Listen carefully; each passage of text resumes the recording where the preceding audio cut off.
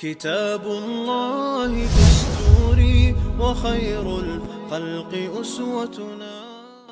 Does Quran mention beautiful spouses in paradise? Yes, he does. There's no hiding from it. And actually, when I was in my exploring religion phase, this is one of the things that I couldn't answer for myself. Why does God mention this? And actually, of course, none of you sisters have this question, but you know sisters that have this question.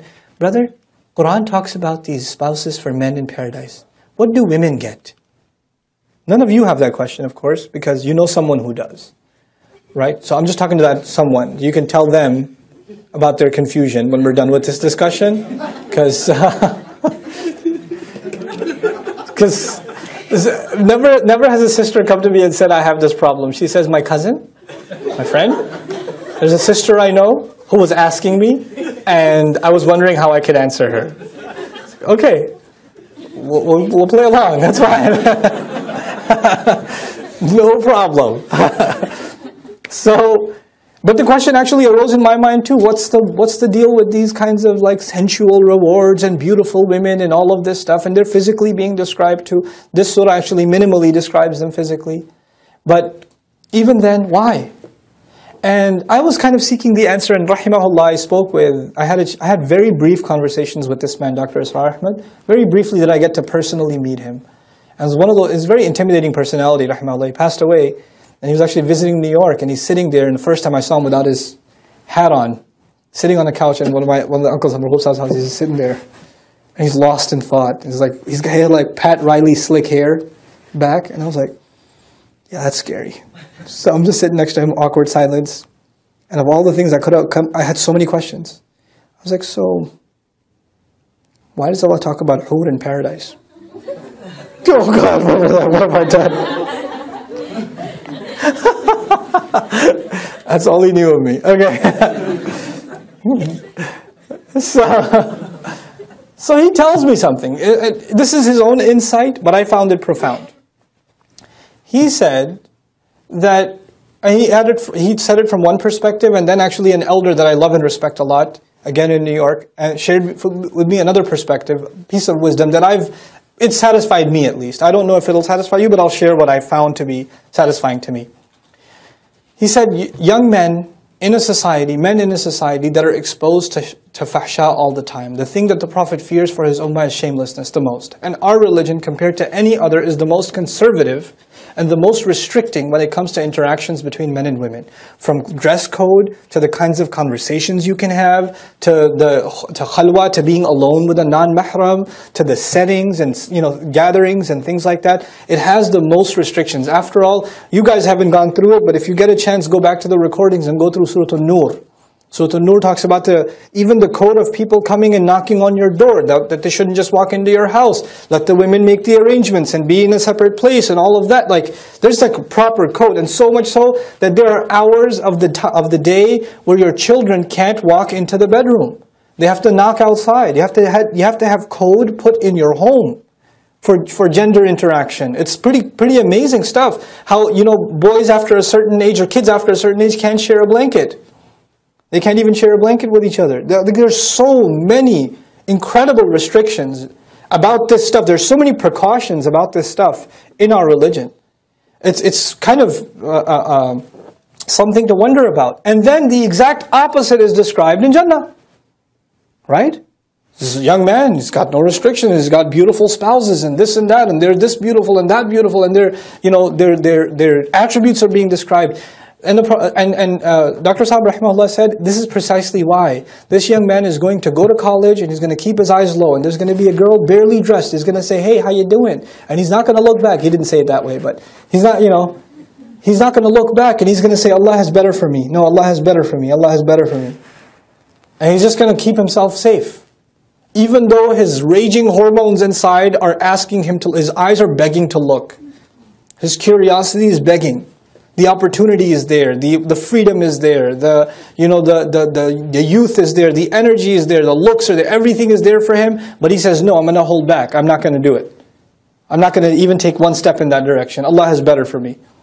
All his friends are heading in that direction and he doesn't. And then Allah, it's only a matter of Allah's brilliant justice that in Jannah, the drinks that we were forbidden, He offers. The joys we denied ourselves, Allah offers and says, look how you held yourself back. Here you go. Enjoy. Go ahead. I've opened that door for you. So it's actually the reversal of the same restrictions Allah has put on us in this dunya. That's why haya is so important here. You want to party in Jannah, you better watch your haya here. Allah doesn't deny that we have temptations. He doesn't deny that we have thoughts. He doesn't deny that, waswasa comes to us all the time. Read psychology on how many times men think about these things in a day, the average man. You can't deny this, that it's there, that Allah put it inside us. زُيِّنَ لِلنَّاسِ حُبُّ الشَّهَوَاتِ مِنَ النِّسَاءِ, number one. But Allah will allow that to be exercised in Jannah in this way. Now, the second issue is Allah described this for men. How come He didn't describe such a thing equivalent for women? We get multiple wives. How come they don't have multiple husbands, etc., etc.? If you want to be really crude about it. So, this was another bit of wisdom. It was actually, I was asked to do an experiment at Sunday school. I was asked to conduct an experiment. It was an experiment with a bunch of teenage boys and a bunch of teenage girls. And the question to be asked was, so if you could have anything you want, as many times as you want, without any restrictions, nobody will find out, you won't get any trouble, and it's not going to be, you're not even religiously liable. You could have whatever you want right now, what would it be? Okay? What would it be? And so like about 100 boys are being asked that are teens, and 100 girls are being asked that are teens. The boys have an ijma' in the ummah. There's no variation. I mean, other than spelling errors, there's no diversity in the answers. The interesting response actually comes from the girls. And by the way, the boys saying that, it confirms what Allah Himself said, subhanahu wa ta'ala. زُيِّنَ لِلنَّاسِ حُبُّ الشَّهَوَاتِ مِنَ النِّسَاءِ. Men were programmed with desire for women. Allah beautified it in them. Done. And just proof of that. The girls were the interesting answers. Can we have 5 more minutes? Just a couple more minutes. Just two more minutes. They hand you the paper. No, can I have it back? Can I have it back? I just thought of something else. Crossing it over again. And then multiple answers. I can't think of one thing. My favorite answer that was given by multiple sisters, not all of them, but multiple. It depends.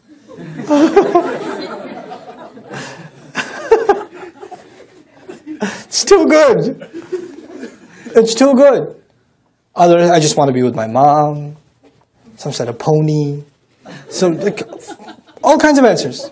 The man I love. I got all kinds of, but it wasn't one answer. The point is, it wasn't one answer. Allah Azza wa Jal made us emotionally monochrome. We're just one way. Overwhelmingly. I mean, there are unique individuals that love books more than they love women, or, there are those.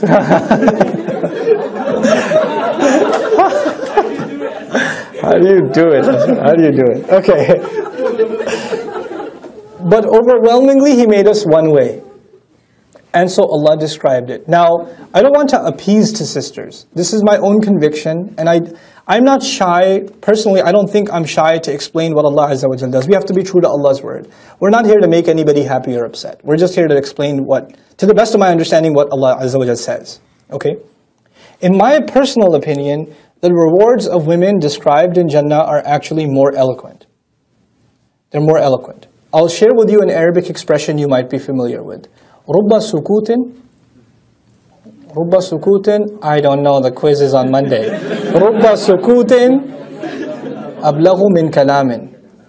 Perhaps silence speaks more loudly than speech. Allah Azza wa Jal is silent on this, not to say that there are no rewards, but they're beyond words. And this happens in the Quran, as a matter of fact. There are rewards for different kinds of deeds, but sometimes there are deeds that are so magnificent to Allah that they can't even be put in words. So what does Allah say about those kinds of deeds? فَأَجْرُهُ عَلَى اللَّهِ. Then the compensation of such a deed is on Allah. Allah will take care of it. He doesn't even say gardens and rivers and spouses. It's beyond description. So He just says, I'll take care of them. It's on me. That's the reward, by the way, incidentally, that indescribable reward is for someone who forgives somebody. Even if they have had the power to take revenge and they still forgave, then that person gets a reward that can't even be described. Allah just says, I'll take care of him. Ajruhu, it's on Allah. Allah will take care of him. Subhanallah. Now, for women's rewards not to be described is not to take away, but to actually elaborate, further leave to the imagination. And incidentally, no Muslim believer, man or woman, should feel like they're going to be shortchanged. Get to Jannah, you won't be disappointed. What am I going to get though? I don't know if I'll like it. You'll like it. What's the proof you'll like it? Surah Fussilat. Surah number 41. Allah Azza wa Jalla says to all of humanity, وَلَكُمْ فِيهَا مَا تَشْتَهِي أَنفُسُكُمْ. You will have whatever you desire. That's open to men and women. Whatever you want will be there. And then some. And then some. وَلَكُمْ فِيهَا مَا تَدَّعُونَ. And whatever you might come across later might pop in your head. You place an order for something later on. Oh wait, but I wanted that too. Fine, you can have that too. You can't just, it's not like you already placed the order, it's non-refundable. You're stuck with it. No, you can change your order. You can order something else. Great. That door is open to both men and to women. آمنت بالله وملائكته وكتبه ورسله واليوم الآخر والقدر خيره وشره من الله والبعث بعد الموت لا إله إلا الله آمنت بالله وملائكته